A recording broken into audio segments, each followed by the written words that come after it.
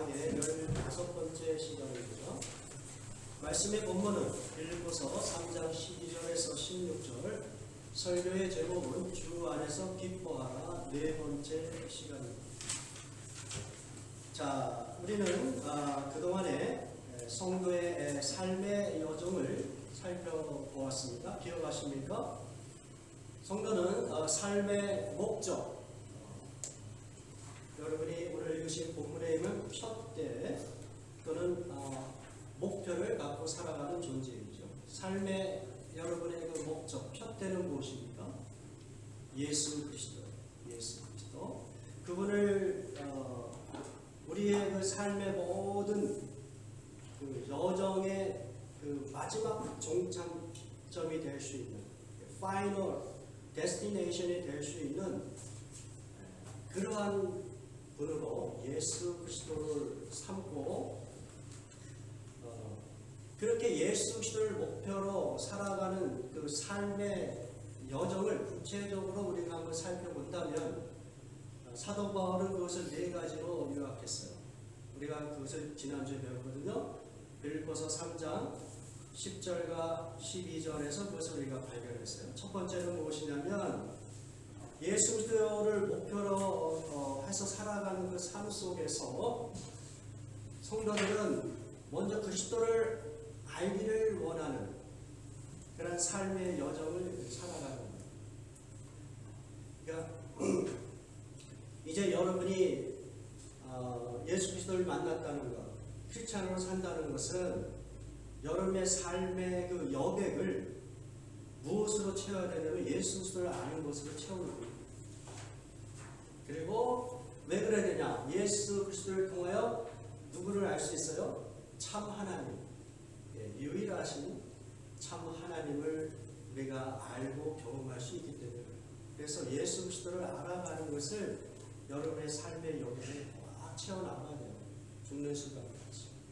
자, 두 번째는 그리스도의 부활의 능력을 어떤 역사적인 사건으로만 아는 것이 아니라 오늘날도 그 예수 그리스도를 부활하게 만드신 그 성령의 능력을 현재적으로 경험하면서 살아가는 우리의 삶의 여백을 그것을 채우는 거예요. 자, 세 번째는 무엇이냐면 그분의 고난에 동참하는 것이라고 이야기하고 있습니다. 예수 그리스도가 고난받으신 것은 하나님의 뜻, 하나님의 나라를 위하여 그러한 삶을 살기 위한 고난이었어요. 마찬가지로 성도들도 단순히 먹고 사는 문제 또는 세상 사람들이 열광하는 것에 의하여 경험하는 그러한 어떤 고난이 아니라 그런 것도 우리가 같이 경험하지만 더 근원적으로는 하나님의 나라와 의를 구하는 그 삶의 여정 속에서 경험할 수 있는 고난이 있어요. 그 고난을 통하여 우리는 예수 그리스도라고 하는 그분을 향한 우리의 그 삶의 여정이 훨씬 더 풍요로워지고 그리고 더 깊게 그분을 알아가는 그런 경험을 할 수 있는 것이죠. 그래서 우리의 삶의 그 여백에는 예수 그리스도의 고난에 참여하는 하나님의 나라와 의를 구하는 그 삶 속에서 여러분이 경험할 수 있는 고난이 여러분의 삶의 여백에 채워져요. 그리고 마지막으로 부활의 소망을 갖고 살아가는 것입니다. 더 쉽게 이야기하면 구원이라고 이야기할 수 있겠죠. 구원의 결정체 예수 그리스도의 부활을 본받아서 우리 성도들도 현재적으로는 매우 낮은 몸, 어떤 면에서 천한 그 몸에 갇힌 삶을 살고 있거든요. 우리가 다음 주에 그것을 배우겠지만은 그 빌립보서 3장 21절에 보면 우리의 몸을 낮은 몸이라고 표현했어요. lowly body라고 표현했어요. 그러니까 이 땅에서 우리는 다 몸의 존재로 살아가고 있는데 이 몸이 아직 그 불안정한 거예요. unstable. 그래서 질병에 걸릴 수도 있고 그것으로 인하여 또 우리 안에 많은 근심이 있고 걱정이 있고 그리고 궁극적으로 어때요? 죽음에 대한 두려움이 있는 것이죠. 모든 그 롤리 바디는 이 땅에서 죽음을 거칠 수밖에 없는 것이죠. 자, 그렇다고 해서 그 낮은 몸 때문에 그 경험할 수 있는 그 질병의 고통 또는 두려움 또 죽음에 대한 공포라든지 또는 배고픔이라든지 이러한 것들에 우리가 억눌려서 삶을 매우 불행하게 살아야 되는 것이 아니라 크리스찬들은 내가 비록 그렇게 연약한 그 상황 속에서 살아가지만 결국은 예수 그리스도가 이 땅에 다시 오셔서 우리의 낮은 몸을 어떻게 만드세요? 부활의 몸, 영광스러운 몸으로 트랜스포메이션 하기 때문에 변화시킬 것을 기대하기 때문에 현재의 그 낮은 몸의 그 고통과 어려움을 우리가 어떻게 해요? 잠시 동안의 그 고난으로 생각하고 극복해 나가는 거예요.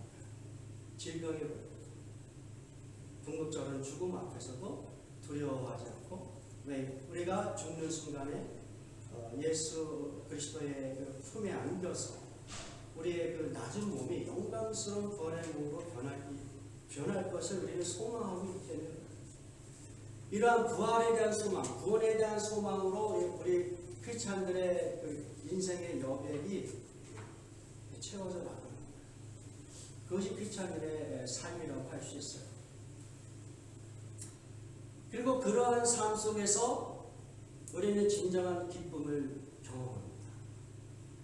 제가 이미 말씀드린 대로 이 기쁨은 어떤 기쁨이에요? 단순히 먹고 마시는 것으로부터 오는 기쁨이 아니라 그런 거는 믿지 않는 사람들도 다 경험하고 즐길 수 있는 또는 어떤 성공을 한다든지 무엇인가 성취를 해서 경쟁에서 승리해서 얻어지는 어떤 그 뭐랄까 황홀한 기쁨 이런 것도 아니에요. 주 안에서 기뻐하라 했을 때 이 기뻐하라는 이 기쁨은 매우 그 여러분의 삶에 그 행복을 줄 수 있는 기쁨, 만족을 줄 수 있는 기쁨. 여러분의 그 삶의 형편이 부정적이든 상관없이 그것을 다 극복해 나갈 수 있는 온전한 행복을 가리키는 기쁨. 좀 뭐랄까 이 철학적으로 얘기하는 본질적인 기쁨이죠. 본질적인 기쁨, 근원적인 기쁨. 그 속에서 크리스찬들은 이 땅에서 행복을 느끼고 생명의 충만함을 느낍니다. 제가 오늘 설교를 될 수 있으면 좀 간략하게 해야 되겠다는 마음을 갖고 있는데 자꾸만 길어지고 있는데요. 지금 서론도 안 나가는 것 같은데 어떻든 제가 빨리 마치도록 노력을 하겠습니다. 자, 여러분이 잘 요약을 했는지 모르겠어요. 크리스찬의 삶은 어떤 것이냐 했을 때 제가 지금까지 이야기한 것들을 한번 잘 생각해 보시고요. 이러한 그 크리스찬의 그 삶의 여정을 더 풍성하고 더 역동적이고 더 창조적으로 이끌 수 있도록 사도 바울은 여러분 개인을 향하여 또 여러분이 만나는 상대방을 향하여 그리고 여러분이 속해 있는 세상을 향하여 어떠한 자세로 살아가야 되는지를 오늘 말씀의 본문과 또 다음 주 말씀의 본문 속에서 우리에게 권면해 주고 있습니다. 오늘은 간략하게 두 가지 나 자신을 향한 그 뭐랄까 우리의 삶을 더 풍성하게 만들 수 있는 예수 그리스도를 목표로 하여 살아가는 그 삶의 여정을 훨씬 더 풍성하게 만들 수 있는 나 자신을 향한 삶의 태도가 무엇인가 그리고 내가 만나는 사람들을 향한 태도가 무엇이 되어야 되는가, 이런 두 가지를 오늘 살펴보고 말씀을 마무리하겠습니다. 첫 번째, 우리 각 여러분 자신을 향한 사도 바울의 권면은 무엇이냐면, 여러분들이 크리스찬이 되었다면 구도자의 자세로 살아가라는 거예요. 구도자의 자세. 여러분, 이 구도라는 말 한자어로 어떤 거예요? 도라는 것이 도교에서는 진리를 표현할 때 사용하는 단어잖아요. 네? 그러니까 우리 크리스찬들이 이 말을 적용하려면은 진리를 찾아가는 자의 자세를 갖추라는 거예요. 여러분 각개인 크리스찬이 그것이 여러분의 삶을 훨씬 풍성하게 만든다. 자, 우리가 그 부분을 같이 말씀 본문을 통해서 살펴보겠습니다. 빌립보서 3장 12절에서 14절을 여러분 설교 노트에 나와있죠. 여기도 여러분이 보시면서 같이 말씀 공동합니다. 시작.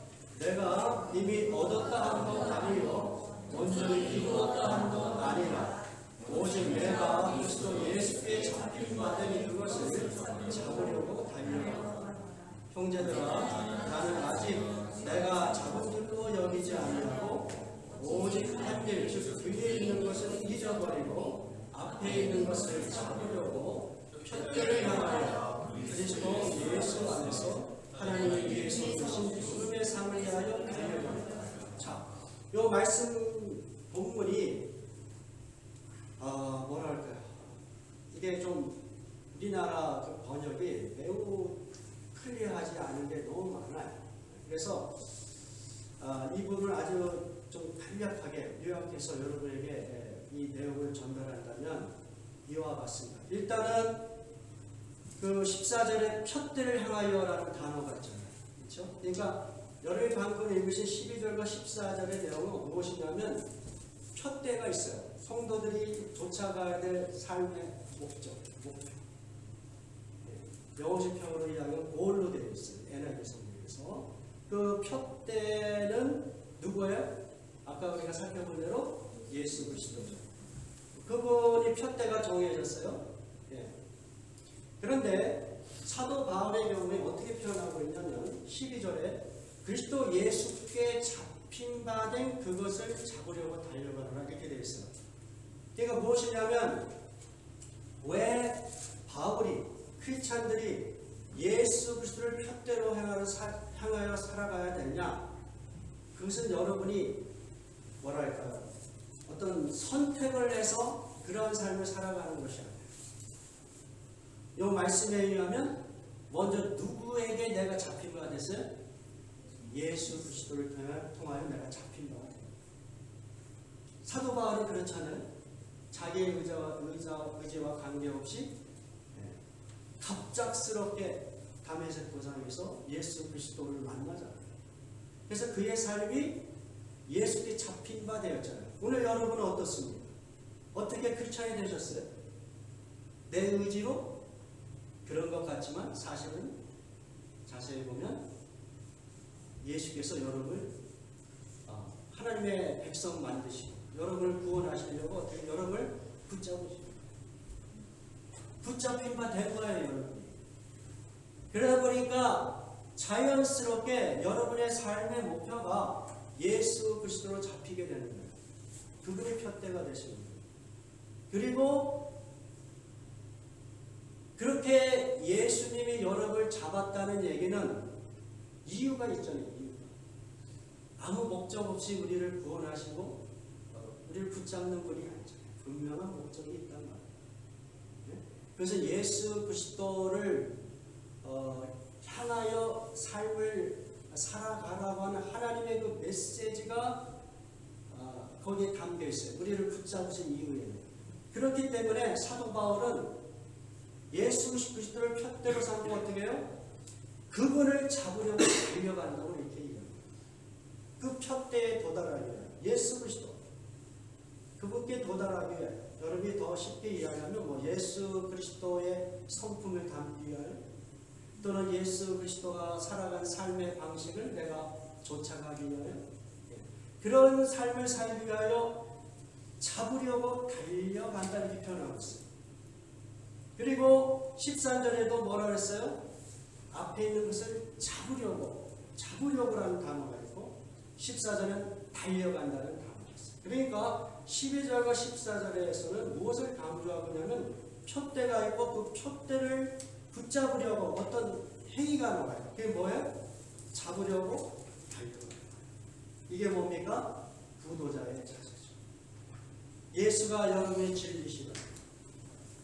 예수가 여러분의 생명을 살리시는 구세주라면 그분을 내 삶 속에서 충만하게 경험하기 위하여 그분을 향하여 내가 어떻게든 가까이 가려고 그분의 뜻을 행하기 위하여 어떻게든 내가 그 삶을 그렇게 맞춰가기 위해서 어떻게 해요?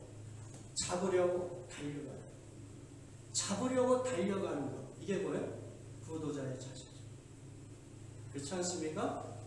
여러분은 크리스찬의 삶을 어떻게 살아가고 있었어요? 단순히 예수님 믿고 교회의 여러 가지 그 이벤트에 열심히 참석하고 그런 것이 크리스찬의 삶이라고 생각하면 안 돼요.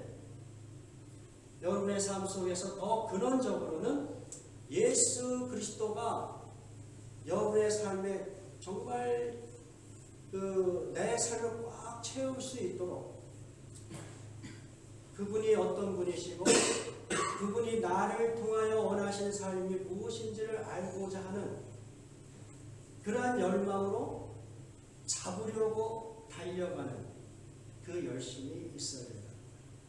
그것이 바로 구도자의 자세. 여러분 보세요. 제가 최근에 무슬림 형제를 만났는데 이 형제는 무슬림이 된 지가 얼마 안 돼. 그런데도 불구하고 나하고 교제하면서 자기는 매일같이 5번 메카를 향해서 기도한다. 무슬림 신자가 된 지 얼마 안 됐는데도 그 사람들은 뭔가 자기들이 가리키는 그 진리를 향해서 5번씩이나 매일같이 기도하는 시간을 가집니다. 근데 우리 크리스찬들은 그러한 어떤 율법적인 요구사항이 없잖아요. 없음에도 불구하고 크리스찬들은 무슬림보다 더 정확하고 분명한 진리를 발견한 사람들이잖아요. 그럼 어떻게 해요? 삶의 모습이 그 진리가 과연 나에게 어떠한 의미가 있는지, 예수 그리스도가 참으로 나의 삶 속에서 어떤 그 삶의 그 가치가 있는지, 그분을 통하여 나는 어떤 삶을 살아야 되는지, 이런 것들을 막 배우기 위하여, 깨우치기 위하여 어떻게 해야 돼요? 어떻게 해야 돼요? 오늘 본문에 의하면 잡으려고 달려가는 거죠. 그것이 바로 구도자의 자세. 근데 우리 많은 성도들이 이런 모습이 부족해요. 아주 쉬운 복음, 아주 그 얄팍한 복음, 그리고 나의 어떤 1차적인 욕구, 내 안에 있는 이 욕망을 채워줄 수 있는, 나의 꿈을 성취할 수 있는 그러한 예수 그리스도의 메시지만을 드리려고 해요. 그러나 아까 제가 말씀드린 크리스찬의 그 여백을 채워나가는 그러한 삶의 것으로 여러분의 삶을 채워나가려면 구도자의 자세가 필요해요. 그렇지 않으면 여러분은 구도자의 자세로 살아가지 않으면 참으로 하나님을 알지 못하고 그냥 그렇게 살아가는 것일 수도 있습니다. 여러분이 예수 그리스도를 평생을 통하여 알아간다는 얘기는 그분을 통하여 우주보다 크신 하나님을 알아간다는 얘기인데, 그게 이렇게 설렁설렁 이렇게 해가지고 알아갈 수 있는 게 아니죠. 그렇죠? 그래서 이 구도자의 자세가 필요해요. 이 불교에서는 뭐 명력 수행도 하고 뭐 어떻게 그 새벽 3시에 일어나서 또 이렇게 불도를 하잖아요. 그러니까 그러나 크리스찬들이 그러한 어떤 율법적인 행위를 통해서 하나님을 알아가는 건 아니라고. 매우 자유로운 방식으로 그러나 문제는 우리에게 진지하게 이 진리를 알아가고자 하는, 푯대를 향하고자 하는 그 진지함과 열심이 부족합니다. 우리 성도들이 그것이 있기를 바라요. 그래서 누구보다도 1차적으로 그 푯대를 향하여 붙잡으려고 달려가는 그 모습의 한 일환으로 여러분이 하나님의 말씀을 진지하게 배우려고, 그것을 평생 동안 묵상함으로써 여러분의 삶이 예수 그리스도에 점점 가까워지는 그러한 삶을 살아갈 수 있기를 주님의 이름으로 축원합니다. 그리고 두 번째, 우리가 만나는 사람들을 향하여 우리가 어떤 태도를 취해야 되는가. 자, 오늘 말씀해 보면 빌립보서 3장 15절 16절 같이 공독합니다. 시작. 그러므로 누구든지 우리 온전히 이룬 자를 이렇게 생각할지니 만일 어떤 일에 너희가 생각하면 하나님 이것도 너희에게 나타날 것이라. 오직 우리가 어디까지 이르렀든지 그대로 해야 것이다. 여러분이 만나는 크리스찬들, 교회에서 만나는 성도들, 또는 바깥에서 만나는 크리스찬들이 있잖아요. 그 예수 그리스도 안에서 지체된 그 사람들을 향하여 우리가 어떤 마음을 가져야 되느냐. 이 한마디로 이야기하면 오픈 마인드, 열린 마음을 가져라. 자, 여기서 보면 우리 온전히 이룬 자들이라고 되어 있어요. 여러분 자기 자신을 어떻게 평가하고 있나요? 나름대로 신앙이 어느 정도 성숙했다고 생각하나요? 어떤 판단을 하시든 상관없어요. 지금 어떻든 사도 바울은 자기와 그리고 우리라고 생각되는 사람들이 영적으로 어느 정도 모충한 상태에 있다고 생각하는 거예요. 자, 그렇다면 당신이 영적으로 성숙했다고 생각하면 이렇게 생각해라. 그 이야기는 뭐냐면 지금까지 이 사도 바울이 이야기한 말씀이에요. 제가 서두서부터 지금까지 이야기한 그런 내용. 그러한 내용들을 여러분의 삶 속에서 이렇게 살아가라. 그것이 올바른 거다. 이렇게 얘기하고 있는 거예요. 이렇게 생각해요. 자, 그러면서 그럼에도 불구하고 만일 어떤 일에 너희가 달리 생각하는, 자, 내가 이렇게 너희에게 권면하는 것이 참 주 안에서 기뻐하는 정말 좋은 방법인데 그래도 너희가 다르게 생각할 수도 있겠다. 그렇게 생각하면 어떻게 해요? 하나님이 이것도 너에게 가르쳐 주실 것이다. 그러니까 이 말 속에서 사도 바울의 어떤 마음을 우리가 읽을 수 있을까요? 나와 생각이 다른 성숙한 크리스찬들이 있다. 그렇죠? 그럴 수 있다. 내가 너에게 지금 권면한 내용이 정말 하나님이 기뻐하시는 크리스찬의 삶의 방식이지만 그러나 너희가 달리 생각할 수 있다. 그렇다고 해서 내가 너를 비난하지 않는다. 어떻게 해요? 하나님이 그것을 너에게 또 계시로 가르쳐 줄 것이기 때문에 난 너를 비난하지 않는다.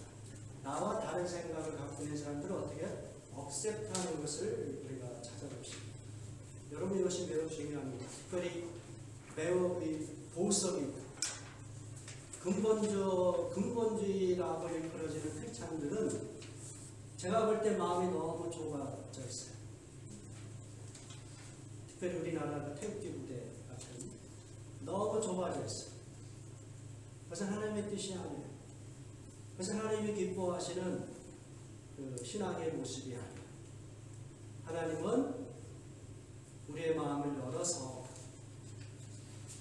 우리의 그 삶의 모습이 매우 다양하기를 원하세요. 그 다양함 속에서 하나님의 뜻을 만들어가기를 원하지 무슨 공산주의 같이 한 가지 생각만 가지고 고집하는 그런 그 삶을 우리에게 가르쳐주고 있지 않습니다. 우리는 마치 몸의 지체들이 다 펑션이 다르듯이 말이에요.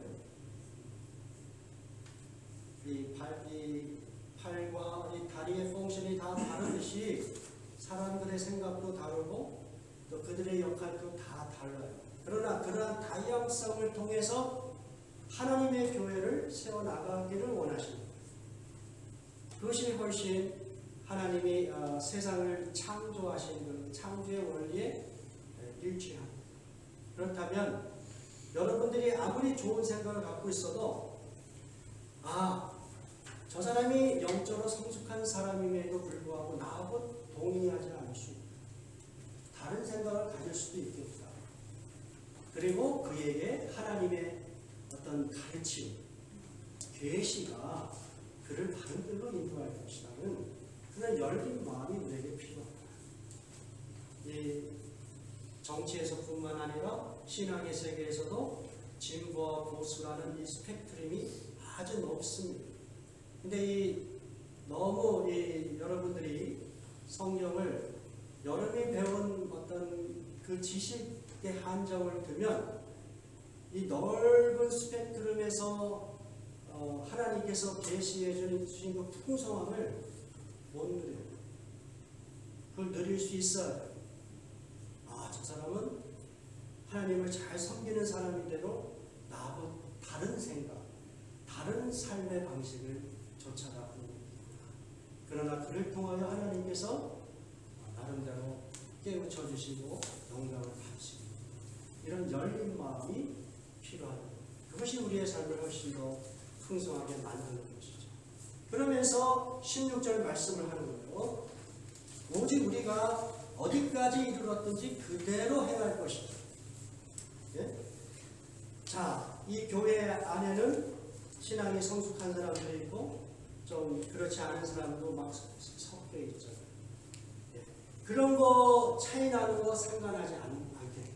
문제는 그대로 행하는 거예요. 우리가 서로 이렇게 생각도 다르고 삶의 방식도 다르지만 그러나 어떻게 하겠다? 그러니까 우리가 어디까지 이르든지 그대로 행하라. 여기서 그대로 행하라 라는 이 말씀은 스토이케인이라고 하는 이 동사를 사용했고요. 이 말은 다르게 표현하면 보조를 맞춰 일치하여 행하라는 거예요. 뭐냐면 각자 신앙의 상태가 다르고 생각하는 것도 다르지만 그러나 그렇다고 해서 분열되지 마라. 분열되지 마라. 마음을 다 열고 어떻게 해요? 서로 보조를 맞춰가면서 하나님의 나라 그리스도의 몸이라는 큰 그림을 향하여 어떻게 해요? 일치하여 서로 협력하고 협조해서 그렇게 하나님께 영광을 돌립니다. 보조를 맞춰 나하고 다르다고 해서 뿌리치는 것이 아니라 같이 협력하여 보조를 맞추라고 그렇게 도전하고 있는 것입니다. 이것이 바로 내가 다른 크리스찬들을 향한 그 어떤 자세인 것이고 그것이 우리의 삶을 훨씬 더 풍성하게 만들 것입니다. 그렇지 않다면 우리의 그 삶이 훨씬 더 풍성함보다는 매우 열악한 모습으로 살아갈 수도 있어요. 제가 그 한 예를 성경 말씀을 통해서 제시해주고 오늘 말씀을 마무리합니다. 자, 그것이 이제 여러분이 많이 알고 있는 바리새인과 세리의 기도의 내용이에요. 이 말씀 한번 같이 봅니다. 누가복음 18장 11절에서 12절 여기 화면에 나와 있죠. 같이 공부합니다. 바리새파 사람이 서서 혼자 걸로 이렇게 기도하였다. 하나님 감사합니다. 나는 도색하거나 불의한 자나 가난한 자 같은 다른 사람들과 같지 않으며 또는 이 세대와 같지 않습니다. 나는 입에 그것을 금식하고 내 모든 소득에 실주를 바칩니다. 자, 지금 하나님 편에서 보면 바리새인이나 세리는 다 뭐예요? 하나님의 백성이에요. 하나님의 백성. 다 하나님을 예배하고 나름대로 자기의 형편에 맞추어서 하나님께 헌물도 드리면서 예배하고 기도하고 있는 모습이에요. 그렇죠? 하나님의 몸, 그리스도의 몸을 이루고 있어요. 하나님의 나라를 이루고 있어요. 그런데 바리새인은 이 세리보다도 겉모양은 어때요? 매우 성실한 삶을 신앙생활을 하고 있는, 하루에 일주일에 2번씩 금식하고 그리고 소득의 11조를 성실하게 드리고, 누가 봐도 이 사람이 훨씬 더 신앙생활 잘하는 것 같이 보이죠. 그리고 우리가 신앙이 깊어질수록 우리는 바리새인과 같은 이런 신앙의 열심을 내고자 할 수 있어요. 매우 좋은 것이, 좋은 프랙티스라고 할 수 있어요. 신앙생활하는데. 그러나 문제가 있어요. 이 사람은 자기의 그 신앙을 하나님과 1대1의 관계 속에서 생각하지 않고 먼저 나와 세리와의 관계 속에서 자기의 정체성을 확인해 보겠습니다. 그냥 내가 무슨 성실한 신앙생활 할때 상관없이 이것은 하나님과 나와의 관계라고 생각하고 자기의 그 정체성을 확인해야 되는데, 그게 아니라 먼저 내 옆에 있는 다른 성도, 세리 같은 사람과 자기를 비교해버리니까 자기가 얼등 높은 거예요. 영적으로. 이 표현을 보면은 어떤 경멸하는 듯한 그런 표현입니다. 그렇죠? 이 사람은 정말 하나님 보시기에 옳지 않고 불의한 사람 같습니다. 이런 어떤 경멸이 여기에 막 깔려 있어요. 그거를 통하여 세리는 무엇을 하게 해요? 자기의 정체성을 확인한다. 자기의 가치를 확인해요. 자기의 자존감을 여기서 빌드업 시키는 거예요. 근데 문제는, 이게 재미난 것이, 하나님과 1대1 사이에 자기 자존감, 정체성을 만들면 문제가 없는데, 그게 아니라 중간에 다른 사람과 비교하여 자기의 정체성을 만들어버리는 순간 이 사람은 누구에게 종속돼요? 누구에게 영향을 받아요? 자기의 자존감, 자기의 정체성이 비교 대상. 누구예요? 세리. 자기가 경멸했던 그 세리에 의하여 자기의 자존감과 정체성이 왔다 갔다 할 수 있는 거예요. 예를 들어서 결국은 예수님께서 이 두 사람의 신앙의 모습을 보고 평가하기를 누구를 더 하나님이 기뻐 받으신다고 하셨어요? 세리잖아요. 세리.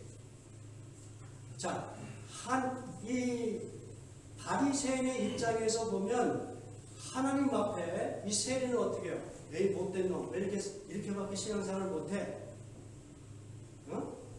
이 죄인, 이렇게 심판하셔야 되는데 자기가 생각하는 것과는 전혀 다른 판결이 나오는 거예요. 오히려 이 세리의 애통하는 마음, 찢어진 상한 마음을 하나님은 기뻐 받으시고, 바리새인은 어떻게 해요? 하나님이 오히려 잘못됐다고 지적하시고, 이런 결과를 받게 될 때에 바리새인의 자존감이 어떻게 해요? 무너지겠죠. 자기의 정체성이 흔들리겠죠. 그렇죠? 예. 그러니까 우리가 신앙생활하면서 다른 사람을 향하여 열린 마음을 갖지 않고 다른 사람과 함께 같이 협력하여 하나님의 나라를 만들어가는 이 정신을 갖지 않으면, 그리고 나만 옳다고 생각하고 다른 사람과 비교하여 자기의 자존감을 높이려고 하면 오히려 자기가 경멸해야 했던 그 대상에 의하여 종속되어 그가 자기의 자존감을 무너뜨릴 수도 있고 여러분의 정체성을 흔들 수도 있다는 거예요. 그래서 우리가 예수 그리스도를 표대로 향하여 살아가는 그 삶의 여정에서 우리는 다른 사람을 향하여 열린 마음으로 같이 협력하여 하나님의 나라를 추구하는 그 마음이 매우 중요하다는 것입니다. 다 같이 기도하겠습니다.